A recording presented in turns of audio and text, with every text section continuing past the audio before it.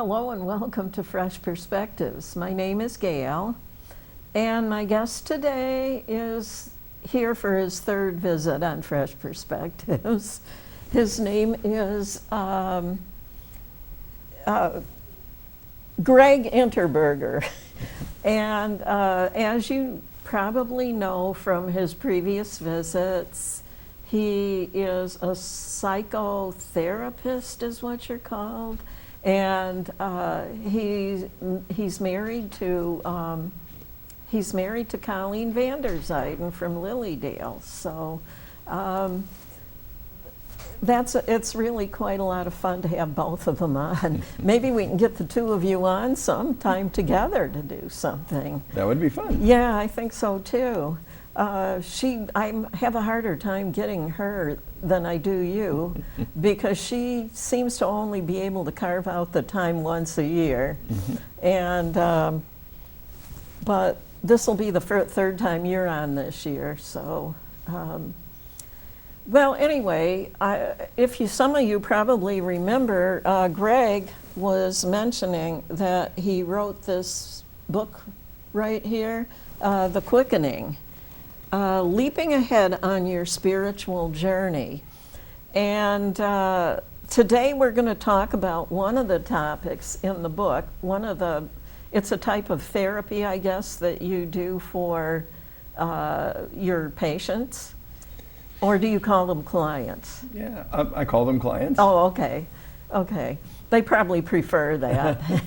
And the topic we're going to talk about today is transpersonal breath work, which I found very interesting when I was reading the book. So what is transpersonal breath work, Gregg? Well, it's a mouthful to say for starters. The Quickening explores different ways that we can accelerate our spiritual and personal growth journeys.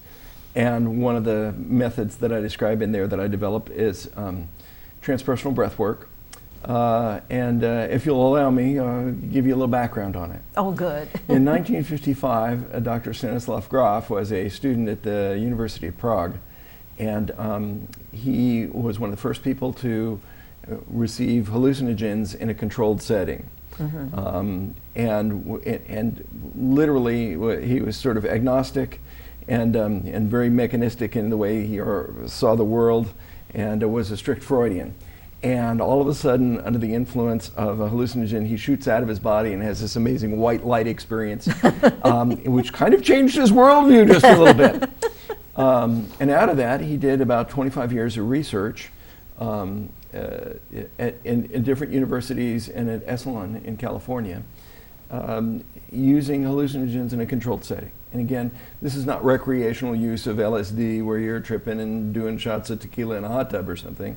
This is the white lab coat stuff where people were given measured doses of different hallucinogenic substances and then studied to find their reactions, and then worked with afterwards, after their experiences, to integrate those experiences.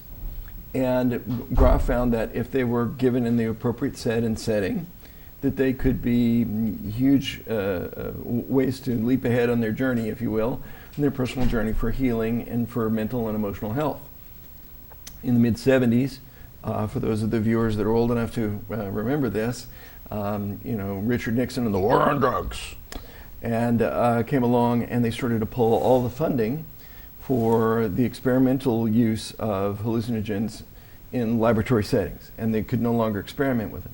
And so here Grof had spent 25 years or so of his life developing this psycholytic therapy, the use of hallucinogens, to bring healing to people with manic depression and depression, anxiety, those kinds of things, people that were suicidal, and getting really good results under laboratory conditions.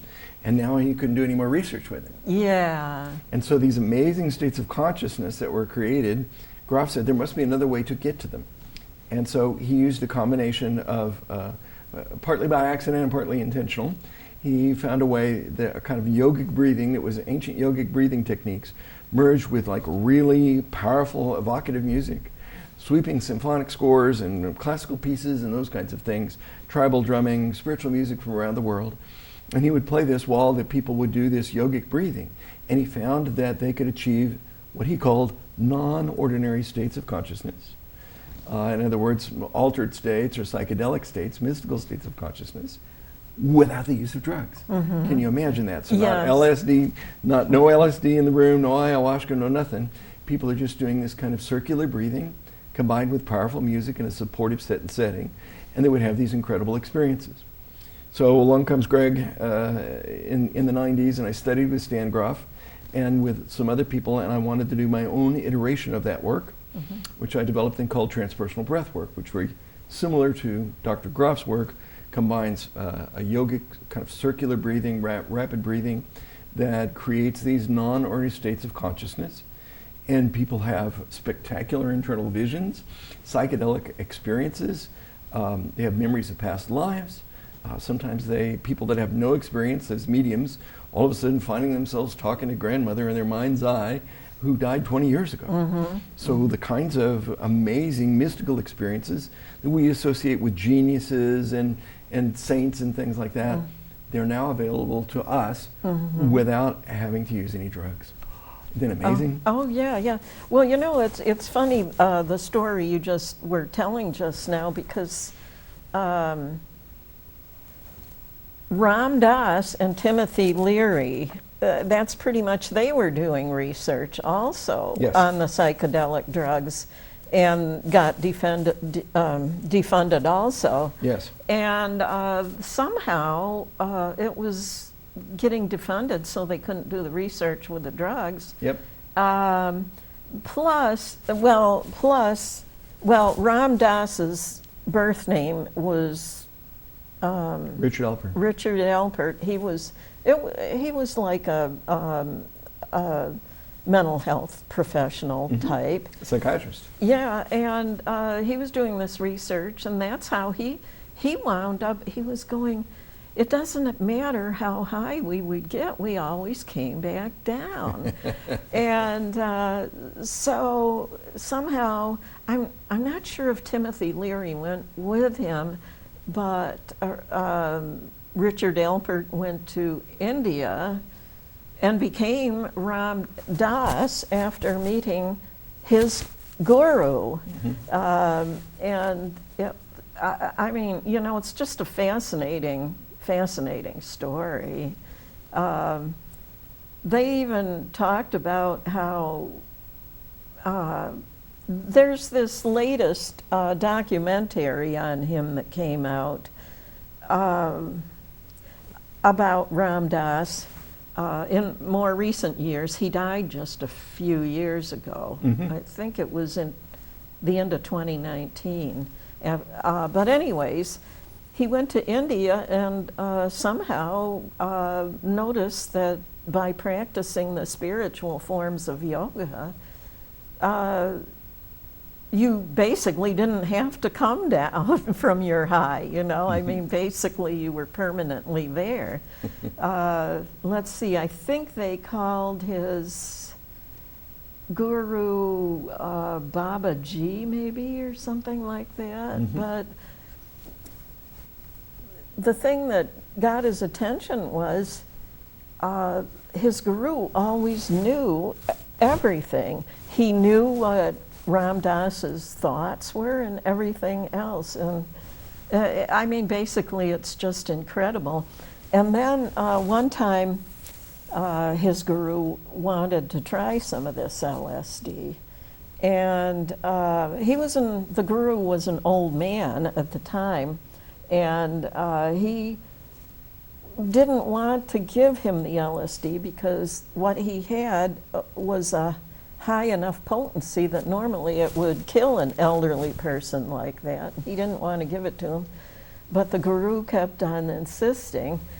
So he finally gave him some, and the guru took it, and nothing happened because he was already permanently in that state of consciousness permanently because he was a saint. And that kind of protected him from the drug killing him too. So it's pretty interesting, really, if you look into Ram Dass's, the history of his life. So, okay, so anyway, it's kind of a yogic breathing that you use where it's really, really deep. Yeah. Yeah, it's an accelerated breathing. It's been called circular breath. It's interesting, everybody's always afraid that they're going to do it wrong in my workshops. And I want to be clear that although it can be beneficial, incredibly beneficial to people who have trauma or depression or anxiety, I have plenty of people that come to my workshops. I do it as a 2-day workshop, Friday night and all day Saturday. And the people that come are often spiritual seekers. They just have heard about these sort of transcendent states of consciousness, and they say things like, you know, I've meditated for years, and it's a discipline, and it's peaceful, and I'm sure it's good for me to learn how to watch my mind and my thoughts, but I haven't really, as long as I meditated, I haven't had any of these like big transcendent experiences that you read about in a lot of spiritual literature. And what is exciting to me is that people with no background in spirituality and meditation come to my workshops with the intent and the willingness to be open to whatever happens, and they have fantastic experiences, much to my surprise. You know, a lot of what the quickening talks about is there is this often sense in spiritual seekers that in different spiritual levels of awareness have to be, quote, earned, or that you have to grind through everything all the time. Now, I'm not saying that there's, you know, anything wrong with the discipline of regular meditation or reading scripture or a spiritual text like A Course in Miracles or the Search for God material or Seth. I'm not denigrating any of that. I'm just saying there's this sense that we have to somehow earn the next level, and if we work really, really hard, then God will sprinkle fairy dust on us. And what we see in breath work is these kinds of powerful transcendent experiences are available to everybody. And even people that don't have a background and haven't done a lot of study, which is very exciting. Now, these experiences need to be integrated so that they are useful, and so that, you know, we're not just, oh, well, that was cool. I talked to grandmother who's been dead for 20 years. I don't know what that means, but there it is. And then you go back to being a jerk in your daily life. The idea would be to go, okay, what does this mean about who you are as a soul and the continuity of life, and what are the implications for you? And of course, part of what we try and do when we do transpersonal breath work is to integrate those experiences so that they are useful and they are pragmatic in people's day-to-day lives. Yeah, I've had the opportunity to be around some pretty amazing people that include saints, you know, some very famous ones, you know, that a lot of people know about and everything. And honestly, just from spending time around them, it'll draw you into these kinds of experiences. And then basically you're on a natural high, sometimes for a couple of weeks after one of these experiences. It's pretty amazing. I had some experiences of remembering things from past lives and so forth. Yeah. So. Well, we believe that both with the use of hallucinogens and drugs like ketamine, which are now being used legally in what's called ketamine-assisted therapy. Ketamine's been around about 50 years. It's a very, very safe drug, very short half-life. People trip for 20, 30 minutes, 45 minutes, maybe tops usually. And it opens up the brain, the pathways in the brain, and to think differently. One way to think about what happens both in breath work and with the use of hallucinogens is, have you ever heard the expression, gosh, Gail, your thinking's in a rut? Or you've said to someone, it's like, that person's just in a rut. They think the same way over and over again. Well, you know, I ran into somebody a couple of weeks ago, maybe a week and a half ago, in the grocery store one day, and she seemed so unhappy, and it looked like she was already thin to begin with, but it looked like she'd lost a lot of weight. It turns out she was explaining she hadn't been eating very much. Something about she'd been feeling sad. That's one of the things that we look for too with depression, is changing in eating habits and mood and those kinds of things. It seems like, well, you know, there's a lot of weird stuff going on in the world these days, and now we know about all this stuff because we have television and radio and the internet and all that, and So people are getting bombarded with all of the bad stuff that's going on in the world.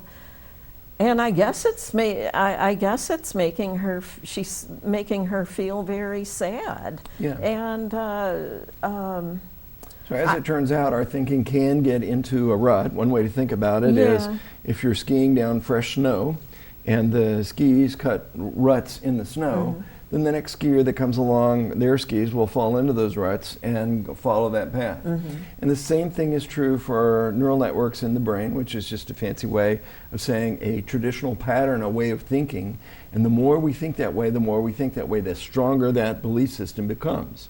So if we are, and please, for listeners at home, watchers at home, I'm not saying you can snap your fingers and change your thoughts about depression, but I am saying it becomes very easy to repeat that same line of thinking. And here's what's exciting about both hallucinogenic drugs used appropriately and breath work, which does the same thing. It seems to imagine there's a fresh snowfall that comes over the mountain.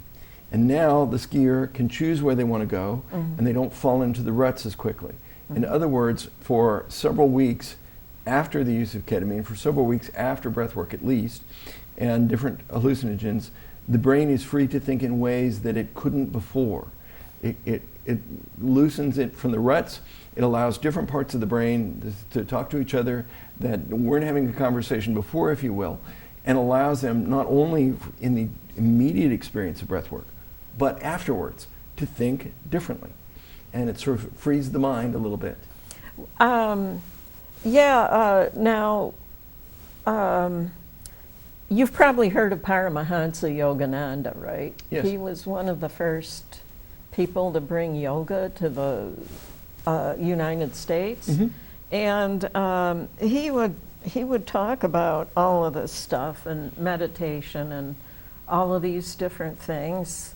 And I was watching a documentary that was made about him in recent years, where they took a lot of old footage, video footage and so forth of him. And the person narrating it said something about that he was talking about neuroplasticity many years before scientists had ever discovered it. So. Yes, and that's exactly what we're talking about. Neuroplasticity, of course, is the idea that 20 years ago, 30 years ago, people believed that when we were young, our brain was very adaptive and could learn to think in different ways very readily when we're, 6, 8, 10 years old. And we believe that the brain did not have that ability as people got older. Well, it turns out that's not true. And that there are activities and ways of behaviors that can be engaged. And of course, hallucinogens and breathwork can be used to increase that neuroplasticity so that it's easier to think in new and different ways and sort of break those patterns of thought which are destructive to us.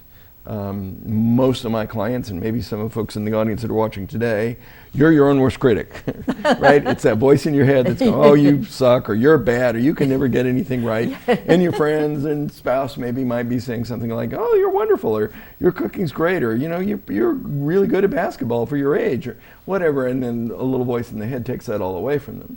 And these are negative, repetitive ways of thoughts. And so how do we begin to break those patterns? Meditation is certainly helpful, therapy is helpful, and things, stronger interventions like ketamine or ayahuasca, which is not legal in the United States right now. Ayahuasca? Ayahuasca, I've never heard of it. It is it is a plant medicine that is used, that is legal in parts of South America, and it allows for powerful experiences where people have mystical experiences. And it triggers the release of DMT in the brain, which is a hallucinogenic substance that already lives in your brain. Oh, that we already have. Isn't that interesting? We were born with it. And it unlocks that chemical to allow people to have different kinds of experiences, powerful, transformative, mystical experiences. But what is interesting is there's new research into breathwork that shows that it's very likely that DMT is released during transpersonal breath work and holotropic breath work, which is Stan Grof's work, which is very exciting. It means, again, that these experiences that people are having in transpersonal breath work are not just like a nice imagining or some spiritual lady that dreams about her past lives, that they have a legitimacy to them, that DMT is secreted by the brain, and that these are genuine, non-ordinary states of consciousness that people are entering into. And this is brand new research just from 2025. So anyways, basically what you're saying, you do not need drugs to experience those euphoric feelings. Yes. And what is powerful about breath work, and this goes for Graf's work or my work, maybe some viewers have had integrative breath work as another form that is very popular. What is true for all of these is they can be transformative.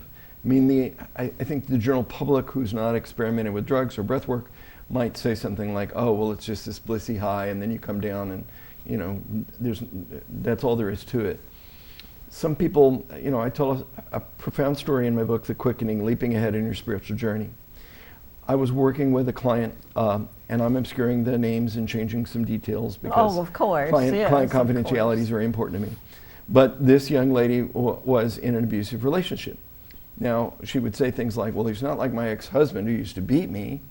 He just constantly kind of emotionally judges me and tells me how to raise my son, even though he's not the father, you know, and criticizes her weight and things like that. And she would say, in individual therapy, she'd say, I know I should leave, but I just can't. And so I said, you know, I've got a breathwork experience coming up in a couple of weeks. Why don't you come and we'll see if a more powerful intervention might make a difference for you. So amazing story. I'll call her Jenny. I don't even remember her real name. But Jenny came in, and when we do breath work, we actually do it as a 3-hour session, okay? And the person is doing the circular breathing. We're playing really powerful tribal drumming or movie soundtracks, obscure ones, not Star Wars. Okay? No, I hope not. Because you recognize it, okay? And in her experience, Jenny had an experience, a memory came to her of being with her father when she was a little girl. And her father was very physically abusive. Trigger warning, if this is something might trigger you, please take care of yourself, and it's time to mute the TV maybe. But in her internal vision, she remembered being very small and her father beating her with a belt. Okay, and when I say beating her with a belt, I don't mean the leather end, I mean the buckle end. Oh, really, how awful. Yeah, really, and telling her she was no good and blah, blah, blah, blah, blah, and so on and so on. In her internal vision, in breath work, while she's breathing and everything, she had this internal vision of growing up and becoming a full-size adult and looking to her father eye to eye and taking the belt away, okay, and hitting him once and only once with the belt. And her father fell to his knees. And she said, how do you like that, Daddy? She said, never again. Never again. And she throws the belt down. And she turns on her heel in her mind's eye and walks out of the room. Okay? And we didn't know what was going on. We could see her sort of struggling with this intense experience, working through this trauma and resolving it, realizing that she's an adult now and she doesn't have to take stuff off of anybody. And then she cried. Okay? And the person that she was working with cradled her and let her cry. An older woman cradled her and let her cry. And at the end of it, she came out of it, and we processed the experience as a group. When transpersonal breathwork is over the last several hours of the workshop, or just hearing the stories and the experiences and integrating, like I've said, so they're useful. And I said, what does this mean to you? She said, it means I don't have to be with my emotionally abusive boyfriend. I don't have to take this stuff anymore. I'm an adult. And the next day, she left him. Good for her. Yeah, very, very, very powerful. Yeah. Those are the kinds of things that might take months or even years in therapy, and in a single workshop, somebody's life changes. So this idea that breath work or hallucinogens used appropriately are just some like, oh, you see colors and rainbows and unicorns is wonderful. I mean, certainly those kinds of things can happen, but also powerful and deep healing can happen, like it did for Jenny. Yeah, that's an amazing story. It really is.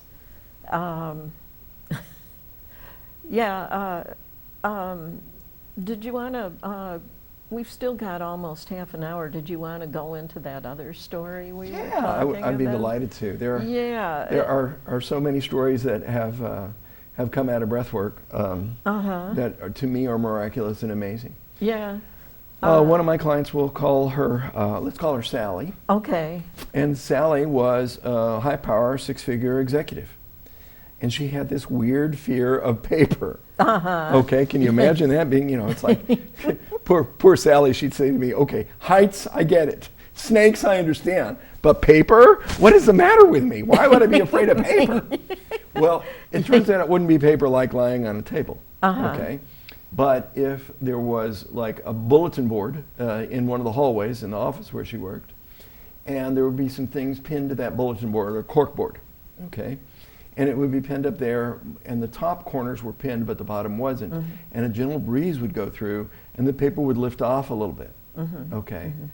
And she would literally, she said it was so embarrassing at work, I would like cling to the wall while I'm walking, on the other side. On the other side. Like try and get past it, and then the breeze would blow, and or somebody flipping through a book or something like that would trigger her, and she had no idea what that was about. But this had been a lifelong phobia for her.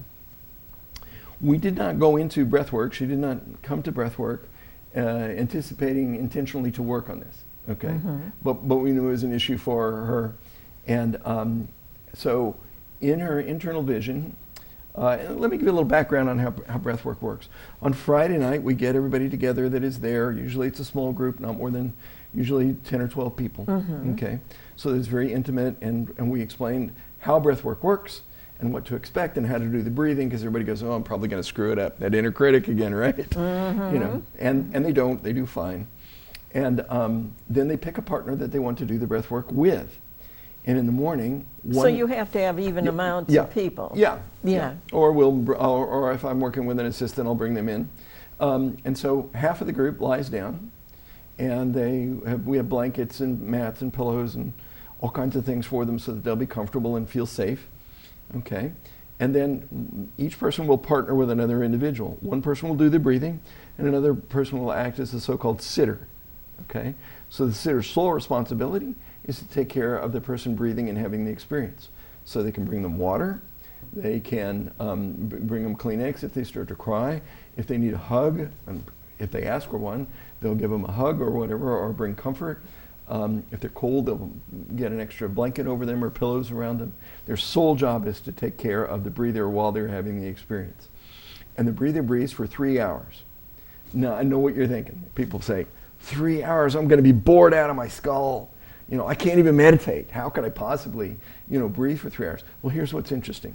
The sitter's job is also to keep you breathing, doing the circular breath. Okay. And if you stop doing that, they give you a little tap. Okay, by circular breath, does that mean you're visualizing your breath going in a circle? Almost. Oh, okay. The breath is very, very deep and very, very full, and then very long exhalations. Okay. And it's unbroken, so there's not any rest at the top or the bottom.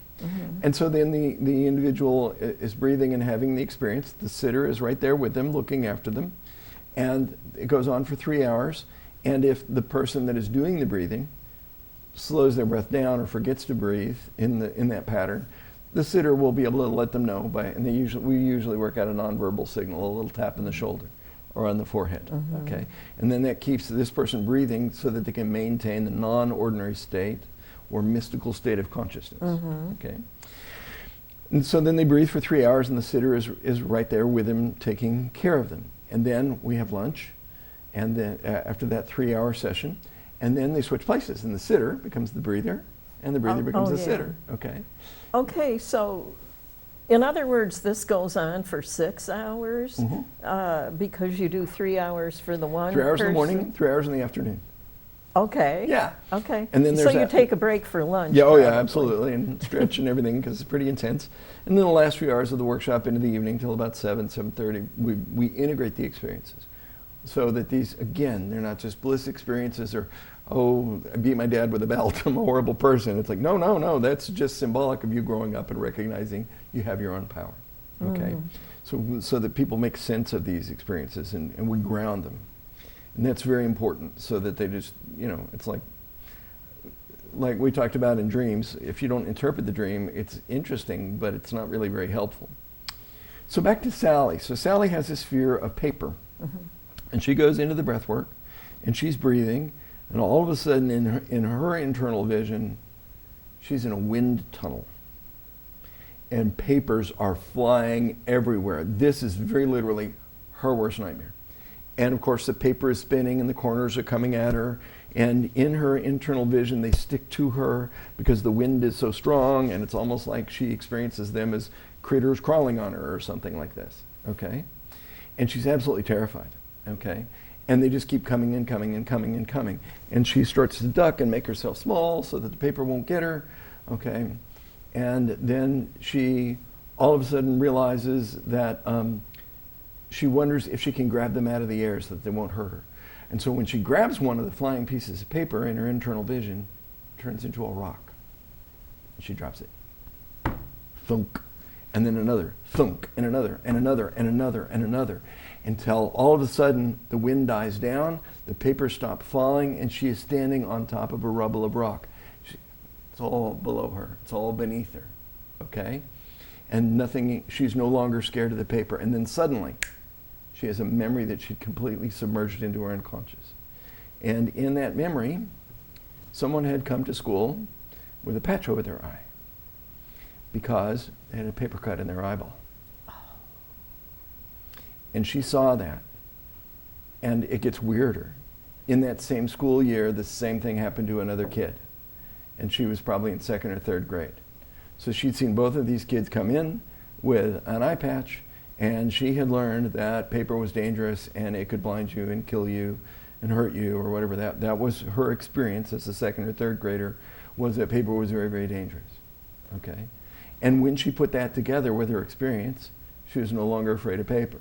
Well, I wonder how she got through school and college and got to this good job of hers with a fear of paper. Yeah, well, it wasn't handling the paper, okay? It was when it rattled or when it would blow, or if it could, fell off the table, if it was launched.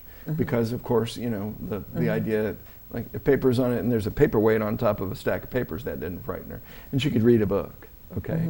But it's very interesting, and I have more to say about Sally too.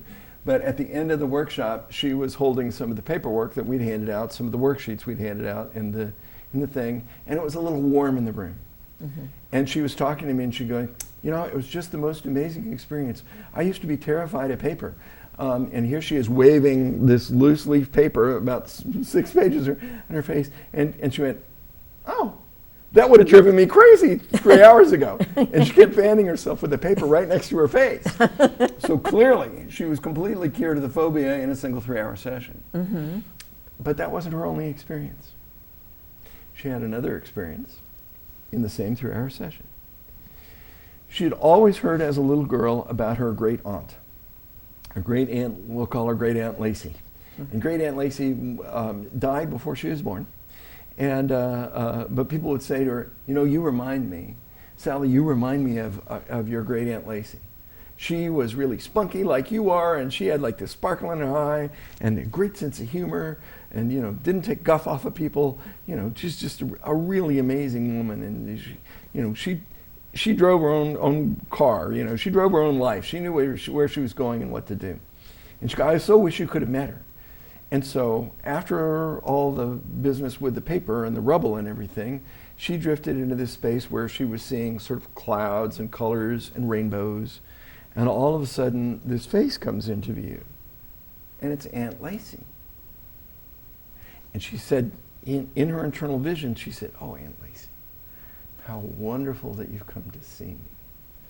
She says, yes, I'm so glad to meet you. She goes, all my life, Aunt Lacey, everyone has told me how much I am like you, and how that I had the same spunk and that same sparkle, that in her eye that you have. And I've always wanted to meet you. And Aunt Lacey said, oh, honey, there's a reason why everyone says that I'm so like you. And she says, why? And Aunt Lacey put her hands around Sally's face in her mind's eye, and she said, because I am you. I am you. And that's when Sally realizes she's a reincarnation of her great Aunt Lacey. Yeah, I get chills telling the story. I love that story when I was reading your book. To actually find out that the reason you're so much like a relative who passed away before you were born was because you are them. Yeah, it's pretty wild. So in breath work, all kinds of things can happen. We have past life memories. Another story that, and there's many stories in the book about this, but I was working with a couple, and they were close to each other. He did some flying for a living. He was a pilot and had to fly around the country. And the woman that he would become engaged to, they were seeing me as a couple, they were having some conflict because she would say things like, "Well, you fly off places and you never call me," you know? And he said, and this was 20 years ago or so, and she said, "Well, you know, it's really hard. I can't get cell coverage to some of the places that I go, and I try and stay in touch with you." But she was really worried about being abandoned. Well, this won't surprise you. Her father was a salesman, and a traveling salesman at that, and he went all over the country and was gone a lot from the family, okay? And worse, this man, the father had some affairs, okay? And while he was traveling? While he was traveling. And so the woman, who I'll call Catherine, Catherine's, you know, unconsciously expected that pattern, like, well, you're going everywhere, maybe what if you're seeing somebody else, and really worried about that. But she wasn't really fully aware of that, okay? And so that fed into it. And he said, you know, I'll try and do the best I can to stay in contact with you, but I just, you know, this is what I do for a living. I'm a pilot. So one of the things they did is they did a workshop, a breathwork workshop with me. And in his internal vision, he saw himself as a pilot in World War I. And he was saying goodbye to his fiancée in that lifetime, who was Catherine. And he kissed her goodbye, and he said, "I will see you soon," and flew off into the bright blue sky on a mission and got shot down, never to return. Okay? And that echoed from that lifetime into their current relationship. And so she goes, "You fly off and you're going to die." You know. So he came out of that. She was in the workshop with him, and he explained what happened. And she immediately got angry with him, strangely. She said, "And that's what's going to happen this time. You're going to fly off somewhere and I'll never see you again." Because that memory burned in her. Okay? And then she was really upset, and she started crying, and he held her. And I gave him the, like, don't say anything. Give him this, you know, because I knew he wanted to defend himself. It's like, hey, but I'm not that guy this time, right? Because she was really in it. I said, just hold her. And she cried for a little bit and cried for about 10 minutes, and he held her. And then he very gently reached over and lifted her chin and looked her right in the eyes. And he said, "But I came back for you this time, and I will never leave you." And she climbed up in his lap, and she cried, and he rocked her. Okay? And subsequently, it was much easier for him to be away. He got what was then at the time, a very new technology called a satellite phone, which allowed him to stay in touch more.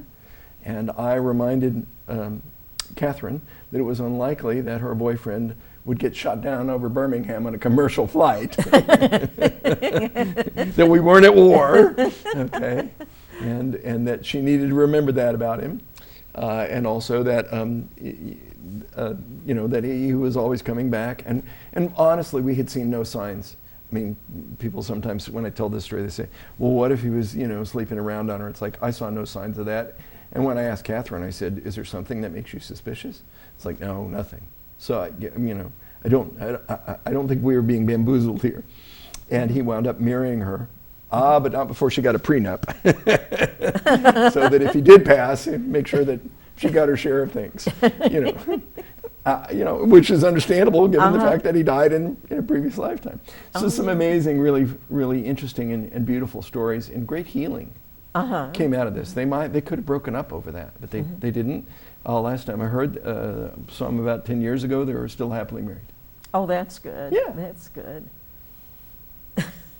I don't know why, a memory's just popping into my head from a book I read a little over a year ago, but it doesn't really have anything to do with transpersonal breath work. It has more to do with the topic that Colleen and I were talking about the last time she appeared on Fresh Perspectives, and we did a topic on how to not let people manipulate you and stuff like that. And it's this book that I read, and it was all about people who were sociopaths. It was written by a psychologist.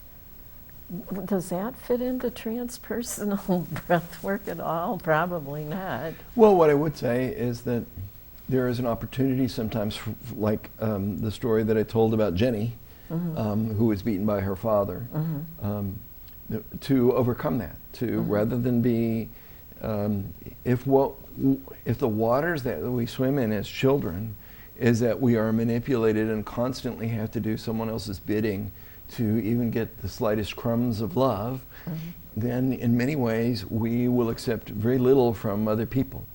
And people that want to manipulate us, we're sort of fair game for them. We're almost groomed by them to participate in their manipulation of us. And breath work can and sometimes does, as does therapy or ketamine, allow for a breakthrough where people can think differently, like, why do I allow this? I don't have to do this anymore, and I'm an adult, okay? The recognition that, when we are kids, if mom and dad are inappropriate in some ways, we just have to lump it. We can't walk out and go to the neighbor's house and go, Mrs. Jones, I don't like the way mom and dad are raising me, can I move in with you, okay? But if you're in a romantic relationship or in a business relationship with someone, very often you have much more power. And you can say, you know what, I don't like the way we're doing business here. I'm going to find a new business partner. Or I'm going to find a new romantic partner. Or I'm going to say goodbye to you as a friend. Because kind of the bluff's in that we're stuck with who's ever in front of us. Because that was true when we were kids. Oh, yeah, yeah. There's somehow, it's somehow like there are certain people who know how to be manipulative, Yes. even when they are only small children. Yes. And I don't know how they figure that out. Yeah. But I don't know. Do you think it's it's stuff that's coming over from a past incarnation? Yeah, I mean, I suppose it could be. We know that from brain scans that sociopaths and narcissistic personality disordered individuals, like the parts of their brain that are associated with empathy that we would see activated in a sad situation, It doesn't happen. Don't light up. It's in some ways it's kind of like asking someone with a broken leg to go on a jog with you. It's just not going to happen. No, like, no. Don't you see how much I'm hurting? It's like, you brought it on yourself, or that's what you get, or I don't care, it's not my problem, or when are you going to quit whining and get over it? You know, which all of those responses, of course, are inappropriate and incredibly abusive, and very typical for someone that is a narcissist. So yeah, and there's a lot of, the estimates on the low end are maybe 1 in 200, and the high end with people with narcissistic tendencies, people like Dr. Romani Jervasala, who's one of the leading authorities on narcissism, say that it might be as many as 1 in 10. 1 in 10 people are narcissists? Or have narcissistic or toxic traits. So we are, either way, we are definitely going to bump into those people, and we have to learn how to respond and take care of ourselves. Okay, kind of realize, know your enemy, if you will. And we're not bad people to walk away from those folks. No. That's just good self-care. Oh yeah, definitely. Sadly, the pattern for many of us is to try and change them. And years and years and years go by, and somebody's still in a marriage where they're being hurt emotionally or physically, or in a business relationship, or even a friendship. But we can learn to set boundaries and walk away. And we don't even have to be unkind doing that. It can just be as clear as, we don't see eye to eye anymore. So right. I'm not coming for dinner. Oh. They might poison you with the food or something. Anyway. In the extreme, it could happen, yeah. Yeah, I remember I've asked this of a couple of different other mental health professionals. Nobody seems to want to talk about it on television. Haven't been able to get anybody to talk about it, and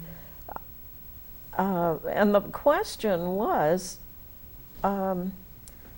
what causes little children to not have a conscience? You know, you hear about little children that don't have a conscience. Maybe you don't want to talk about it either, but Well, I don't think it's just how they're born. I don't think it's a popular idea.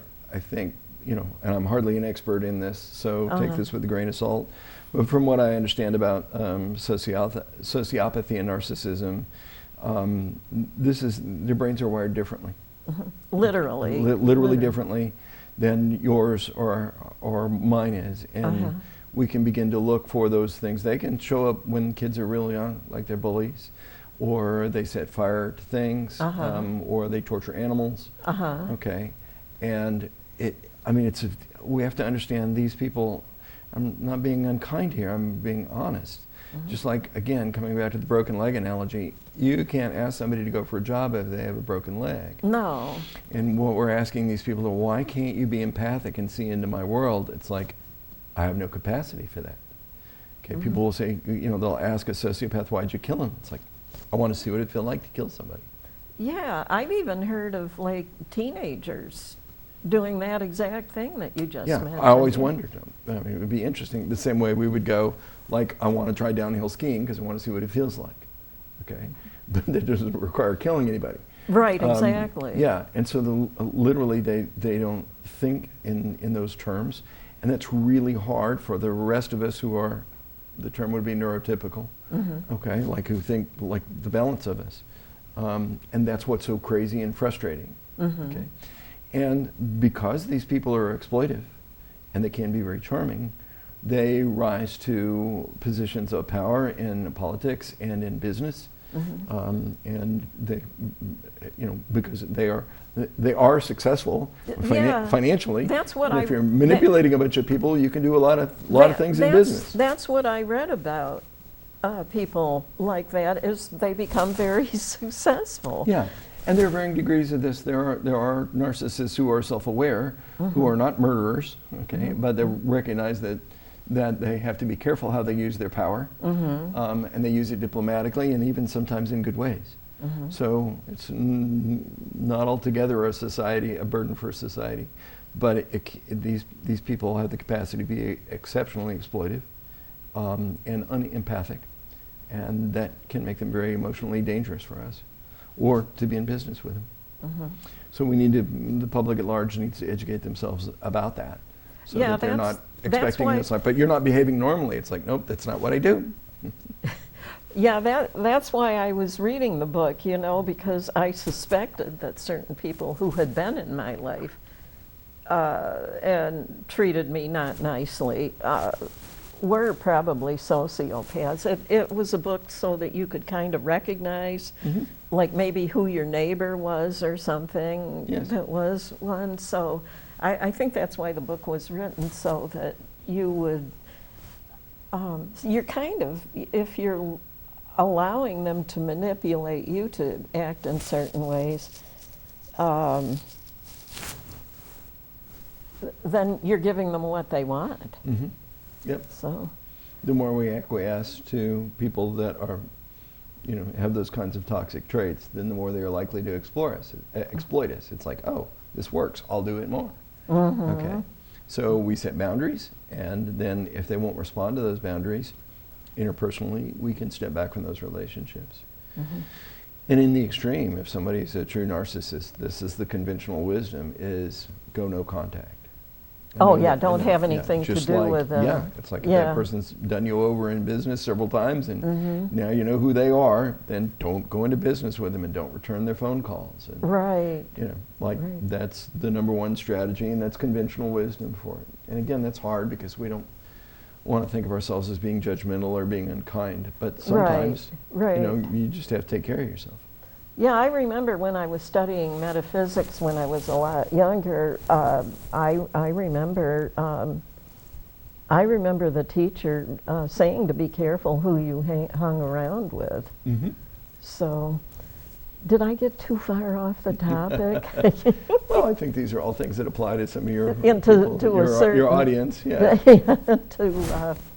But anyways, we've got like 7 minutes left, so we better get back to maybe things you want to tell a viewing audience about transpersonal therapy and neuroplasticity. Yeah. Well, I think what's exciting about breath work is, of course, the subtitle of my book is Leaping Ahead on Your Spiritual Journey. Mm-hmm. Okay. Carl Jung, here's where I would kind of land for people that are spiritual seekers or that are interested in metaphysics. Above and beyond what can happen in breath work to resolve trauma or to work through a phobia or better relationships, there are transcendent spiritual experiences that can happen, that can be incredibly beautiful. Carl Jung famously said, when asked, do you believe in God? He said, no. And you could see the jaws dropped to the floor. He said, I don't believe in God, I know there's God. I don't believe in God, but I know there's... I know there's God. In other words, belief is, I suppose that there's a Santa Claus or an Easter Bunny or whatever. I don't really have any evidence, but on faith, I say. And knowing would be a direct experience of the divine. What breath work and a lot of the techniques in the quickening, leaping ahead in your spiritual journey allow us to do is to move towards those experiences. Not waiting, I think we, as I say in the book, we read about these famous saints and these geniuses that have these transformative experiences. They feel like they're united with the Christ or with Buddha, or they see angels or people that have crossed over, or they meet all their spirit guides and it's radiant and beautiful. And we go, like when Harry met Sally, I'll have what they're having. But we don't know how to do that. Mm-hmm. And the idea that there are techniques that can take us to experience the divine in profound and life-changing ways, and that we can choose them, not just wait around for fate to drop fairy dust on us, is the thesis of the quickening. And so it's exciting to see. For example, again, I had a client I was working with that had been severely abused physically and sexually abused as a child. And I couldn't even believe she was working with me because she had such a tough history with men, but she trusted me. And in breathwork, she had an experience of going up through all these colors and layers of what she called heaven, beautiful radiant colors and stars and things. And then she met a goddess. And the goddess talked to her for a few minutes and she goes, oh, there's somebody I want you to meet. You have to meet my brother. And they come up and who's there? Who's her brother? Jesus. And Jesus is dressed in a t-shirt and jeans. No white radiant robes or anything. Well, if he was here today, that is how he would be dressed. Exactly. He wouldn't be dressed like, because that was how people dressed centuries ago, Of course he'd be dressed in jeans and a t-shirt. Yeah. And she had a nice chat with him. And he said, oh, there's somebody else I want you to meet. You got to meet Dad. And they went up to a whole other level, and all three of them, the goddess and her, and real, imagined, symbolic, doesn't matter. It allowed her to embrace a broader perspective. And after the experience, she came down from the experience and said, God's not male. The God that I experience is just love. And there are manifestations of God as a goddess, or as a son, or as a divine father. But it's really all the same thing. It's not, God doesn't have a genitalia. And this allows me to see men in a different way and to imagine the divine in a different way, so that I'm no longer triggered if somebody says God the Father. It's like, I know he's not my father, the one that physically abused me. So those direct experiences of the divine are life-changing. And in fact, she came back about 6 months later and said, I got to show you something. And she started to lift up her shirt, and I'm going, wait, what are you doing? She had tattooed on her back all the different levels of consciousness and colors that she had been through to correspond with the levels of chakras that she had seen. Okay, on her back that corresponded to her breathwork experience. Which would suggest that these experiences are not just novel or interesting, but literally so important to people as to be life-changing. Like she literally wanted it tattooed on her body so she would never forget the experience. Wow. Yeah. Wow. Yeah. That is a pretty amazing experience. Yes. And you can imagine how life-changing it was if you go through life pretty much hating most men or expecting the worst from them. So she'd probably never had a relationship with a man because of it? She was in a relationship which was less than ideal, shall we say. Oh, okay. Okay, but she wasn't being physically abused, but there were some issues with it that I won't get into.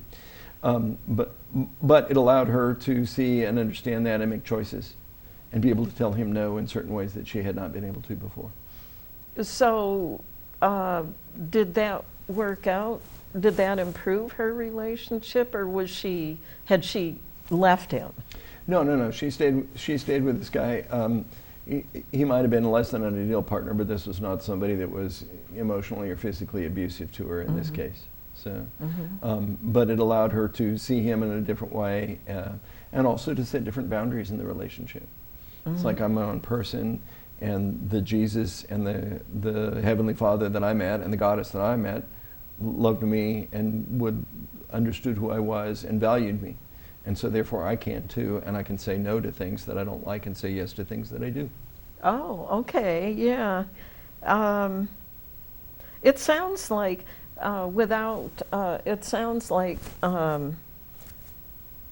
not her heavenly experience, but I mean, it sounds kind of like,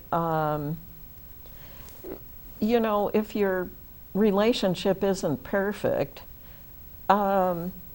you can kind of learn to have different reactions to things that you don't like that the other person is doing, instead of getting angry with them. Yes. Or anything like that. Yeah. Yeah. I mean, obviously there are relationships that are toxic enough that we need to walk away from. There are plenty of everyday relationships. I mean, I don't know anybody that's perfect, as amazing as my wife is. And we're going to bump heads sometimes. Yeah. So a lot of it yeah. is how can we make room for them to be human beings and to think differently than we do, and heaven forbid make different choices or have different likes than we do, because there's another human being over there. We're not in lockstep. So yeah, so much of what shows up in relationship research is the ability to be forgiving and open and accepting of our partner. I remember, as they are. I remember my metaphysics teacher saying, anybody who's been in a relationship for at least 3 years, is going to have things that their partner does that annoy them. Of course. I mean, because you're two different people. So each of you has different likes and dislikes and things. I think that it's nice if you agree on the most important things. That's helpful. That's one less thing you have to fight about if you agree on the big stuff. Well, I hate to say it because it's so interesting to talk to you about this spiritual stuff. And but we've come to the end of another episode of Fresh Perspectives, and thank you again for appearing on Fresh Perspectives today. It's been a lot of fun, and I'll see those of you in the viewing audience on the next episode.